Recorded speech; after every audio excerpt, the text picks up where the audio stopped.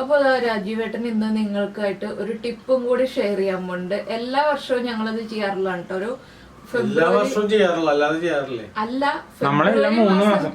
ഫെബ്രുവരി മാസം ആവുമ്പോ ഉറപ്പായിട്ടും ചെയ്യണം. എന്താന്ന് വെച്ചാല് ചൂട് കൂടുമ്പോ ഉറപ്പായിട്ടും ചെയ്യണം. അല്ലെങ്കിൽ ഒരു 2-3 മാസം കൂടുമ്പോ നമ്മൾ ക്ലീൻ ചെയ്യേണ്ട ഒരു കാര്യമാണ്. പിന്നെ എന്താന്ന് വെച്ചാല് ഈ ചൂട് തുടങ്ങി കഴിയുമ്പോ എല്ലാവരും മറക്കാതെ ചെയ്യേണ്ട ഒരു കാര്യമാണ് നമ്മുടെ AC-യുടെ നെറ്റ് ക്ലീൻ ചെയ്യാന്നുള്ളത്.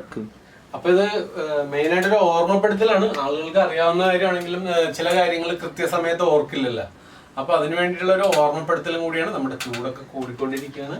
അപ്പൊ നമുക്ക് ഈ നെറ്റ് ക്ലീൻ ചെയ്യാന്ന് പറഞ്ഞാൽ എല്ലാവരും നമ്മുടെ AC-യുടെ ഇൻഡോർ യൂണിറ്റിലുള്ള നെറ്റ്. അപ്പൊ ഇത് എല്ലാവർക്കും തനിയെ ചെയ്യാവുന്ന. ഒരു തവണ അവര് വന്ന് ക്ലീൻ ചെയ്യുമ്പോ ഒന്ന് ശ്രദ്ധിച്ചു കഴിഞ്ഞാല് നമുക്ക് തനിയെ ചെയ്യാവുന്നേ ഉള്ളു. എല്ലാം വേനലിലും നമ്മൾ ഇതുപോലെ ഫാനിന്റെ പൊടി തുടയ്ക്കുക, അതുപോലെ AC-യുടെ നെറ്റ് ക്ലീൻ ചെയ്യുക എന്നുള്ളത് എപ്പോഴും ചെയ്യേണ്ട കാര്യമാണ് കേട്ടോ. ഇപ്പൊ AC-യുടെ നെറ്റ് ഇവിടെ ഇടയ്ക്കിടയ്ക്ക് ക്ലീൻ ചെയ്യുന്നോണ്ട് ഒരുപാട് പൊടിയൊന്നുമില്ല. ഒരുപാട് പൊടിയില്ല, അത്യാവശ്യം നല്ല കട്ടിക്കുള്ള പൊടി. ഞാൻ പോണു.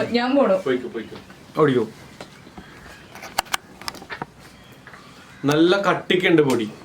അപ്പൊ ഇത് കണ്ട, ഈ പൊടി അങ്ങ് എടുത്ത് കളഞ്ഞാലുള്ള ഗുണം എന്താ വെച്ച് കഴിഞ്ഞാൽ നമുക്ക് നല്ല തണുപ്പ് കിട്ടുകയും ചെയ്യും. അല്ലെന്നുണ്ടെങ്കിൽ വെറുതെ കറണ്ട് കാശ് കൊടുക്കുകയും വേണം. തണുപ്പ് കുറവായിരിക്കും. ഇതാകുമ്പോൾ ഇത് കണ്ട, ഞാൻ ബാത്റൂമിൽ കൊണ്ടുവന്ന് ക്ലീൻ ചെയ്തിട്ട് ഇപ്പൊ കൊണ്ടുവരാം. അപ്പൊ നമ്മുടെ നെറ്റ് ഇത് ക്ലീൻ ആയി, വെള്ളമൊക്കെ അടിച്ച് നല്ല ക്ലീൻ ആക്കിയിട്ടുണ്ട്. ഇനിയിപ്പൊ ഇന്ന് തൊട്ട് നല്ല തണുപ്പുണ്ടാവും. പിന്നെ ഇതിന്റെ ഒപ്പം തന്നെ വേറൊരു കാര്യം നമ്മൾ ശ്രദ്ധിക്കേണ്ടത് എന്താന്ന് വെച്ചാല്, നമ്മുടെ വീട്ടില് ഇതുപോലൊരു ചെറിയ ലാഡർ ഉണ്ടെങ്കിൽ ഇതുപോലെയുള്ള ജോലികളെല്ലാം നമുക്ക് തനിയെ ചെയ്യാവുന്നതേ ഉള്ളൂ. ഒരു ടെക്നീഷ്യനെ വിളിക്കേണ്ട ആവശ്യമില്ല പുറമേ നിന്ന്. ഈ ഒരു ലാഡർ എല്ലാ വീടുകളിലും ആവശ്യമുള്ളതാണ്. വീടുകളിലുണ്ട്. ഇനി ഇല്ലാതെ വാങ്ങാതെ ആരെങ്കിലും ഉണ്ടെങ്കിൽ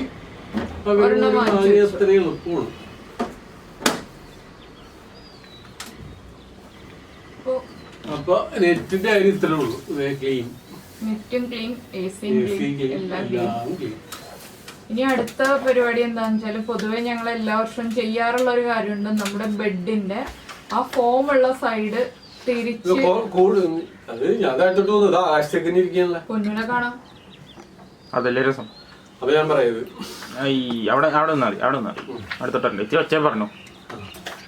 അപ്പൊ ഇനി നമ്മൾ ശ്രദ്ധിക്കേണ്ട കാര്യം എന്താന്ന് വെച്ച് കഴിഞ്ഞാല്, ഒന്നും കൂടി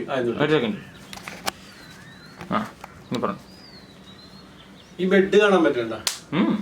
ബെഡ് കൂടി കാണത്തക്ക രീതിയിൽ ഇട്ടോ. എന്നെ മാത്രം കാണിക്കാളും നല്ലതാ.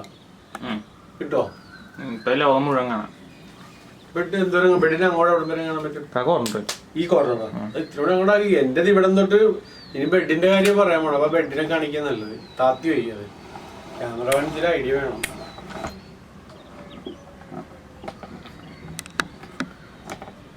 ഇതെല്ലാം കൂടി കിട്ടാൻ വൈഡ് ആംഗിൾ ലെൻസ് ഒന്നും ഇല്ല ഇതിന്.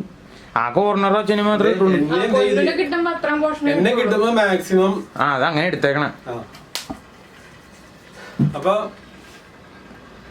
ഇനി എന്താ, നമ്മുടെ ഈ ചൂട് കൂടുന്നതനുബന്ധിച്ച്, വേനൽ ചൂട് കൂടുന്നതനുസരിച്ച് അനുബന്ധിച്ച് നമ്മള് ബ്രേക്ക് പിടിക്ക് തെറ്റുമ്പോ കട്ട് ചെയ്യുമ്പോ പ്രാന്താവൂല്ലെങ്കിൽ ബ്രേക്ക് എന്ന് പറഞ്ഞാ പോയി ഒരു വടയും ചായം കഴിച്ചിട്ടും വരാന്നും പറഞ്ഞു പോകുന്നുണ്ട്. അപ്പൊ നമ്മുടെ വേനൽ ചൂടുമായി വേനൽ ചൂട് കൂടുമ്പോ ശ്രദ്ധിക്കണ്ട, അനുബന്ധിക്കൊന്നും വേണ്ട. അപ്പൊ നമ്മുടെ വേനൽ ചൂട് കൂടുന്നതിനോട് അനുബന്ധിച്ച് വേനൽ ചൂട് കൂടുമ്പോ ബെഡ് തിരിച്ചിടാൻ കഴിഞ്ഞു മിണ്ടായിരിക്കും.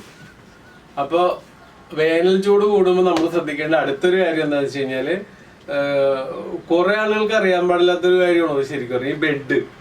അയ്യോ, അത് പറയേണ്ട ആവശ്യമില്ല ശരിക്കും. ഇപ്പോഴത്തെ മിക്ക ബെഡിനും അങ്ങനെ ഇങ്ങനെ ഇല്ല. 2 സൈഡും ഒരേ സാധനം തന്നെയാണ്. ഇല്ല, 2 സൈഡും ഫോമാണ്. ഈ നമ്മുടെ പഴയ ബെഡിന് മാത്രം അതൊക്കെ ഉണ്ടാവുള്ളൂ. അല്ല, ആരാ പറഞ്ഞത്? എനിക്കറിയാം. പിന്നെ വേറൊരു കാര്യം കൂടി ഇതിന്റെ കൂട്ടത്തിൽ ചെയ്യാൻ പറ്റുന്നത് എന്താണെന്ന് വെച്ച് കഴിഞ്ഞാല്, ഈ നെറ്റ് ക്ലീൻ ചെയ്യുന്നതോട് കൂടി ചെയ്യാൻ പറ്റുന്ന വെച്ച് കഴിഞ്ഞാൽ നമ്മുടെ ഔട്ട്ഡോർ യൂണിറ്റിന്റെ ആ റേഡിയേറ്റർ പോലെ ഇരിക്കുന്ന ഭാഗം ഉണ്ടല്ലോ, കുറെ ഗ്രില്ല് പോലെ ഇരിക്കുന്നത്, കൂളിംഗ് കൂടുതൽ കിട്ടാൻ വേണ്ടി ഒരു കാര്യം കൂടി ചെയ്യാവുന്നതാണ്. നമുക്ക് നമ്മുടെ ഔട്ട്ഡോർ യൂണിറ്റിലേക്ക് ഇപ്പം ഒരു ബക്കറ്റിൽ വെള്ളം എടുത്ത് ആ കപ്പ് ഉപയോഗിച്ച് ഔട്ട്ഡോർ യൂണിറ്റിന്റെ അവിടെ ഗ്രില്ല് പോലെ ഇരിക്കണ്ട, ഇങ്ങനെ റേഡിയേറ്റർ പോലെ ഇരിക്കുന്ന ആ ഭാഗം അവിടെ കപ്പിൽ നല്ലോണം ഫോഴ്സിൽ അടിച്ച് അങ്ങോട്ട് ആ വെള്ളം അതിൻ്റെ ഉള്ളിലിട്ട് കയറ്റി കഴിഞ്ഞാൽ അതിനകത്ത് പിടിച്ചിരിക്കുന്ന പൊടിയെല്ലാം കൂടി ഊർന്ന് താഴത്തേക്ക് വരും. അപ്പൊ ആ പൊടിയും കൂടി ക്ലീൻ ചെയ്ത് കളഞ്ഞു കഴിഞ്ഞാൽ നല്ല സൂപ്പർ കൂളിംഗ് ആയിരിക്കും. അല്ലെങ്കിൽ വെറുതെ കറണ്ട് കാശ് പോകുന്ന മാത്രമേ ഉള്ളൂ, നമുക്ക് കൂളിംഗ് കിട്ടില്ല. എന്താണെന്ന് വെച്ചാൽ അല്ലെങ്കിൽ എന്താ പ്രശ്നം എന്ന് വെച്ച് കഴിഞ്ഞാല് നമുക്ക് വേണ്ട കൂളിങ്ങിന് വേണ്ടി നമ്മളിത് കൂട്ടിയിടേണ്ടി വരും, തണുപ്പ് കൂട്ടിയിടേണ്ടി വരും. തണുപ്പ് കൂട്ടും തോറും കറണ്ട് കൂടുതൽ യൂസ് ചെയ്യേണ്ടി വരും. അപ്പൊ അതിലും നല്ലത് കുറഞ്ഞ കൂളിങ്ങിൽ ഇട്ടിട്ട് കൂടുതൽ തണുപ്പ് കിട്ടും നമുക്ക് ഈ പൊടിയെല്ലാം ക്ലീൻ ചെയ്ത് കഴിഞ്ഞാൽ. താഴത്തെ അപ്പമ്മ എല്ലാം വരുമ്പോ തലയിൽ കൊണ്ട് ബക്കറ്റ് വീഴ്ത്തരുത്.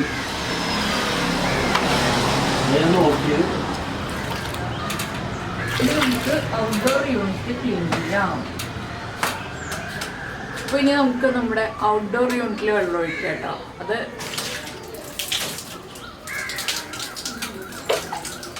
ഇത് പൊടിയില്ലേ, ഇതൊക്കെ റോഡ് പണി ഇപ്പൊ കഴിഞ്ഞ് നല്ല ക്ലീൻ ആയിട്ട് അതുകൊണ്ട് പൊടി ഇത്തിരി കുറവാന്ന് തോന്നി. റോഡ് പണിക്ക് മുൻപേ അവിടെ ഗട്ടറൊക്കെ ആയിരുന്നപ്പോ വെള്ളം ഒഴിച്ച് കഴിഞ്ഞാൽ ഭയങ്കര പൊടിയായിരുന്നു. കളർ നല്ല ചുമന്ന വെള്ളം ഒരു കാലത്തേക്ക് വന്നിട്ടുണ്ട്. അന്നേരം കൂളിങ് വളരെ കുറവായിരുന്നു. നല്ല കൽപ്പൊടിയായിരുന്നു അന്ന്, റോഡ് മുഴുവൻ കൽപ്പൊടിയായിരുന്നു. ഇന്നിപ്പോ റോഡിലധികം പൊടിയില്ല. സെക്കൻഡ് ഇത്തിരി കൂടെ ഫോഴ്സിൽ ഒഴിച്ചാൽ ചിലപ്പോ വരുമല്ലോ ബാക്കിലോട്ട് ഇറങ്ങിയിട്ട്. ഇത്ര പറ്റുള്ളൂ. അതിൽ പൊടി അധികം ഇല്ലെന്നോ. പിന്നെ എങ്ങനെ എന്റെ ഏസിക്ക് തണുപ്പ് പറയണം എന്താ പൊടി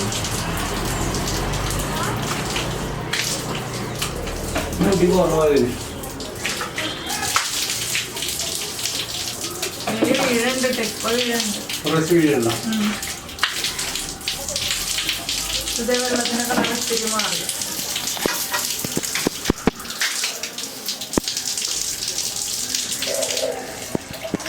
അത് റീസൈക്കിൾ ചെയ്യണം. അത് കണ്ടോ, ഇതിനകത്ത് എടുത്തു കഴിയുമ്പോഴേ ഇറങ്ങുള്ളൂ വെള്ളത്തിന്റെ കളർ. അതാ ഞാൻ പറഞ്ഞ വെള്ളത്തിന്റെ കളർ ഒത്തിരി മാറില്ല. ഇപ്പൊ റോഡിലത്തെ പൊടിയുടെ കളറാ, മുമ്പ് കൽപ്പൊടി ആയിരുന്നില്ല റോഡ്. ആ കൽപ്പൊടിയുടെ കളർ ഉണ്ടായിരുന്നത് കൽപ്പൊടി, റോഡ് കൽപ്പൊടി ആയതായിരുന്നു വരുന്നു. ഇതുണ്ട് ഇപ്പൊ വെള്ളത്തിന്റെ കളർ മാറിയിട്ടുണ്ട്. ഇത്രയും താഴേക്ക് വീണ് കാണുമ്പോ അധികം കളർ വ്യത്യാസം ഇല്ലെന്ന് തോന്നും, പക്ഷെ ഇത്രയും വ്യത്യാസമുണ്ട്. അപ്പൊ ഈ പൊടിയൊക്കെ ഒഴിച്ച് കഴിഞ്ഞാൽ നല്ല കൂളിംഗ് ആയിരിക്കും. പിന്നെ അപ്പൊ ഇനി ഒഴിക്കണല്ലേ, പിന്നെ ഒഴിക്കാൻ അപ്പൊ നന്നായിട്ട് വെള്ളം ഒഴിച്ച് കുളിപ്പിച്ച് ഇത്തിരി കൂടി ഫോഴ്സിൽ ഒഴിക്കും ബാക്കിട്ട് ഇറങ്ങിയിട്ട്. അതിന്റെ മെറ്റലൊക്കെ കാണാൻ പറ്റുന്നുണ്ട്. ഫോഴ്സില് ഒഴിക്കാൻ പറ്റും.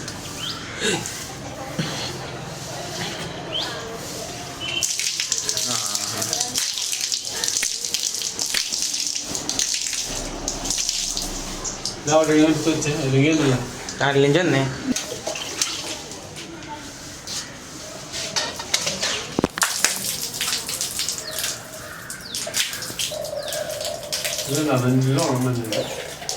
ഇപ്പഴാ കളർ ഇളകിയത്. ആദ്യേ പൊടി പിടിച്ചിരിക്കുന്നു, അത് സോഫ്റ്റ്. എവിടെ കളർ ഇളകിയതല്ല, ചോക്ലേറ്റ് പോലെ. ഇതുണ്ട് ചോക്ലേറ്റ് അല്ല, പിന്നെന്തോലായി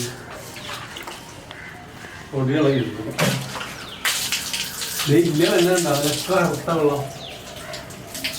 അപ്പൊ ആദ്യം ഒന്ന് കുതിർന്നിരിക്കുന്നു. കുതിർന്നു അന്നം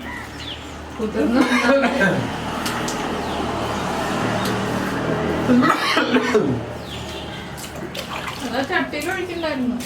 ടോക്സിക് ആണ്, ടോക്സിക്.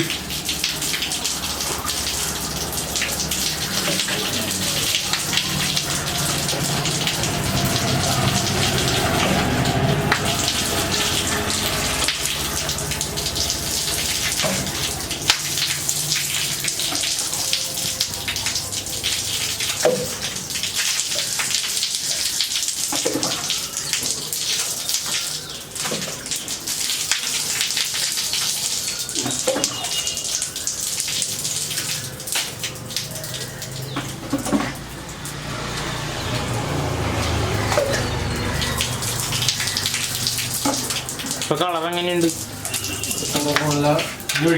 കളർ മാറാൻ ഒഴിക്കാം. അപ്പൊ എന്തായാലും എല്ലാവരും ഇതൊക്കെ ഈ വേനലിൽ ഒന്ന് ചെയ്ത് നോക്കൂ. ഉറപ്പായിട്ട് നമുക്ക് ബില്ല് കുറയ്ക്കാം, കറണ്ട് ബില്ല് കുറയ്ക്കാം.